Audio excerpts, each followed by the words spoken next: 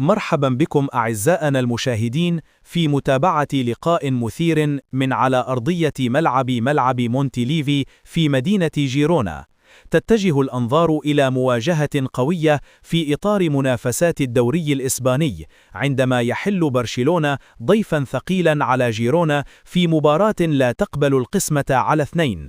برشلونة لعب 23 مباراة، المركز الثاني 58 نقطة.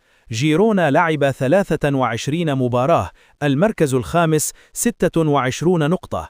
تشكيل برشلونة: لو بتحب كورة اعمل لايك واشتراك، فعل الجرس. حراسة المرمى: خوان غارسيا. خط الدفاع: جول كوندي، باو كوبارسي، جيرارد مارتن، أليخاندرو بالدي. خط الوسط: إيريك غارسيا، فرانكي ديونغ. خط الوسط الهجومي: لامين يامال، داني أولمو، فيرمين لوبيز. التحليل الفني لبرشلونة: لو بتحب كورة اعمل لايك واشتراك، فعل الجرس. أسلوب اللعب: برشلونة يعتمد على الاستحواذ العالي وبناء اللعب من الخلف.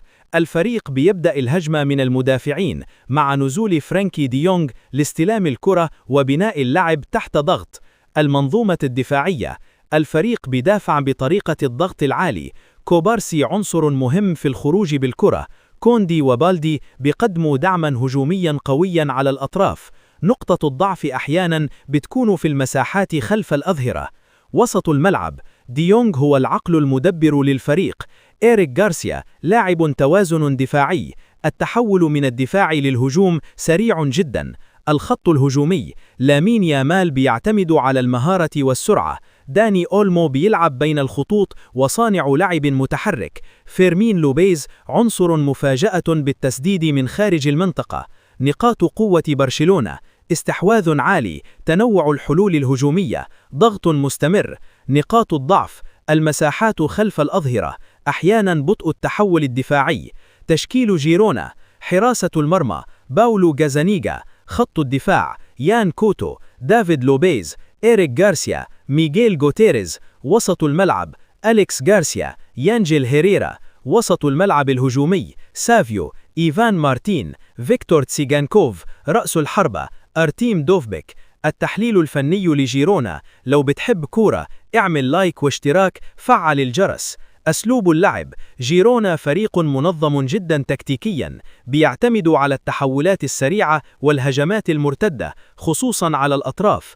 المنظومة الدفاعية: الفريق بيدافع بكتلة متوسطة، بيعتمد على إغلاق العمق وإجبار برشلونة على اللعب على الأطراف. غازانيغا عنصر خبرة مهم في المباريات الكبيرة. وسط الملعب: أليكس غارسيا عنصر مهم في الربط بين الدفاع والهجوم. يانجيل هيريرا لاعب قوي بدنيا. الفريق يجيد افتكاك الكرة والتحول السريع. الخط الهجومي: سافيو لاعب مهاري وسريع. تسيغانكوف يمتاز بالتسديد. دوفبيك رأس حربة قوي داخل المنطقة. نقاط قوة جيرونا: تنظيم دفاعي، سرعة التحول، استغلال المساحات.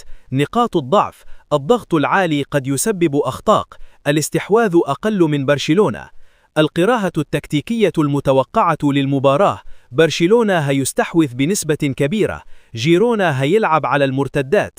مفتاح المباراة: صراع الوسط بين ديونغ وأليكس غارسيا.